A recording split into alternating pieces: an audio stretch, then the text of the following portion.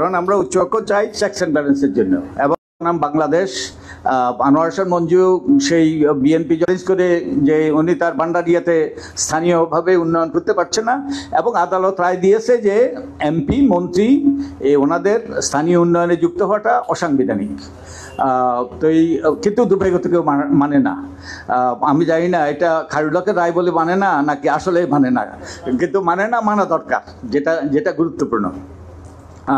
তো এই আরেকটা হলো যে আমরা যদি আমাদের যে আসন ভিত্তিক পদ্ধতিতে যাই তাহলে যে জিনিসটা আমাদের মনে রাখা দরকার, অস্থিতিশীলতার সৃষ্টি হতে পারে শাসন প্রক্রিয়ায় লোয়ার হাউসে। আমরা নির্বাচন ব্যবস্থা সংস্কার কমিশনের পক্ষ থেকে একটা অ্যানালাইসিস করেছিলাম সেদিন, আমাদের এনসিপির পক্ষ থেকে সেদিন আমাদের ঐক্যমত্য কমিশনে উত্থাপন করা হয়েছে। আমরা যদি গত 4টা নির্বাচনের দিকে তাকাই, 1991 সাল, 1996, 2001 এবং 2008, তো এই 4টা নির্বাচন ধরে নেওয়া হয় যে মোটামুটি গ্রহণযোগ্য হয়েছে। এই 3টা নির্বাচনে, এই 4টা নির্বাচনে অবশ্যই 2001 সালে বিএনপি ব্যাপক সংখ্যাগরিষ্ঠতা পেয়েছে, আর আওয়ামী লীগ তো প্রায় সবগুলো আসনে পেয়েছে 2008-এ। কিন্তু পিআর পদ্ধতি যদি থাকতো তাহলে কেউ কিন্তু এই যে সংখ্যাগরিষ্ঠতা পেত না। তো এইটা হ্যাঁ, আমাদের ওটার কতগুলো ইতিবাচক দিক আছে, কিন্তু শাসন কার্যটা স্থিতিশীলভাবে করা যেত কিনা, অস্থিতিশীল পরিস্থিতি সৃষ্টি হইতো কিনা। তো আমাদের ওই যে সবগুলো পিআরের ব্যাপারে আমাদের এই করাটা মনে রাখা দরকার। ওখানে স্থিতিশীলতার প্রশ্ন আছে। সরকারের এই যে চলমান একটা সরকার অন্তত কিছু সময় পর্যন্ত, পুরো টার্ম না হলেও চলমান থাকাটা গুরুত্বপূর্ণ। আর তবে সংখ্যানুপাতিক পদ্ধতির অনেকগুলো সীমাবদ্ধতা আছে। আসনের কথা বলছি, আলাপ করছি, যেই সীমাবদ্ধতাগুলোর কথা বলি আমরা এখন বর্তমান নারীর আসনে, সেই সীমাবদ্ধতাগুলো কিন্তু এই সংখ্যানুপাতিক পদ্ধতির ব্যাপারে প্রযোজ্য। যেমন সরাসরি নির্বাচন নয়, তারপরে দলের কাছে দায়বদ্ধ এরা, যারা নির্বাচিত হবে তারা দলের কাছে, এবং শুধু তাই নয়, দলের ওই যে আধিপত্য সৃষ্টি হতে পারে।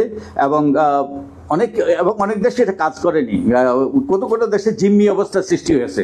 আমাদের নেপালে এটা কাজ করেনি ভালো করে। এবং ওই যে এই উদাহরণটা দেওয়াটা একটু ওই যে কি বলে, আমি সংকোচ বোধ করছি, তবুও ইসরায়েলের দিকে যদি তাকান, ইসরায়েলি কিন্তু বর্তমানে যে অবস্থা গাজাতে এইসব জায়গায় চলছে, এটা কিন্তু তাদের সংখ্যানুপাতিক পদ্ধতির জন্যেই। ওই যে সেই লিকুড পার্টি কিন্তু সেই উগ্রবাদীদের কাছে জিম্মি হয়ে গিয়েছে।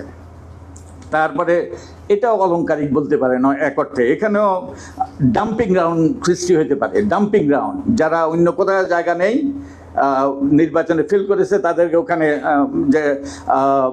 ওখানে দাম করা যেতে পারে। রিহ্যাবিলিটেশন, ওকে, যোগ্যতা না সম্পর্ক, ওই যে নারীর ব্যাপারে যেটা বলি সেখানেও সম্পর্ক হইতে পারে, এবং এটাও ফায়দা প্রদানের হাতিয়ার হইতে পারে। সবচেয়ে বড় কথা মনোনয়ন বাণিজ্য, যেই ব্যাধি, সেটা হইতে পারে। তো এখন যেটা আমরা এইসব দুটোই, যেটা আমি বলার চেষ্টা করছি, দুটোই মিক্সড বেসিক, কোনোটাই কিন্তু উত্তম নয়, ত্রুটি মুক্ত নয়, দুটোতেই ত্রুটি আছে। তাই আমরা মনে করি যে নিম্নকক্ষে আমাদের এই আসনভিত্তিক পদ্ধতি হতে পারে, উচ্চকক্ষে আমাদের সংখ্যানুপাতিক পদ্ধতি হতে পারে।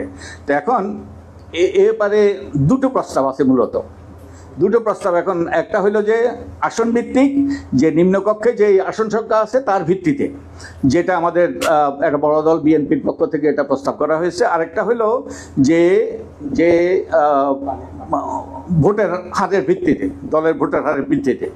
তো এখন যদি আসন সংখ্যার ভিত্তিতে হয় তাহলে এটা পুরোপুরি পণ্ডশ্রম।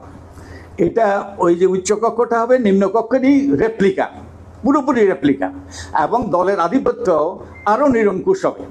ওই যে আমাদের স্বৈরাচার সৃষ্টি হয়েছে, এইভাবে যদি হয় স্বৈরাচার আরও পাকাপোক্ত হবে যদি আমরা যে আসন ভিত্তিক করি।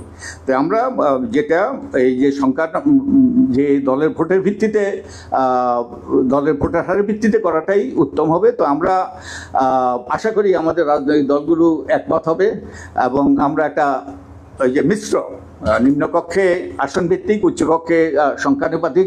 তবে আমি আপনার সাথে একটু দ্বিমত করব বিনয়ের সাথে যে সব ক্ষেত্রেই কিন্তু আমাদের সংখ্যানুপাতিক পদ্ধতিতে যাওয়াটা ঠিক হবে কিনা আমি নিশ্চিত নই। যদিও আমাদের প্রফেসর নজরুল ইসলাম, ডক্টর নজরুল ইসলাম এভাঞ্জেলিক্যাল জিল নিয়ে কথা বলেন, তবুও আমি মনে করি মিশ্র পদ্ধতি, যেমন যেখানে উচ্চকক্ষটা আমাদের ওই যে দলের ভোটের হারের ভিত্তিতে হওয়াটা বাঞ্ছনীয় হবে, এবং এটা রিয়েলি চেকস অ্যান্ড ব্যালেন্সের একটা পদ্ধতি প্রতিষ্ঠিত হবে। অনেক ধন্যবাদ।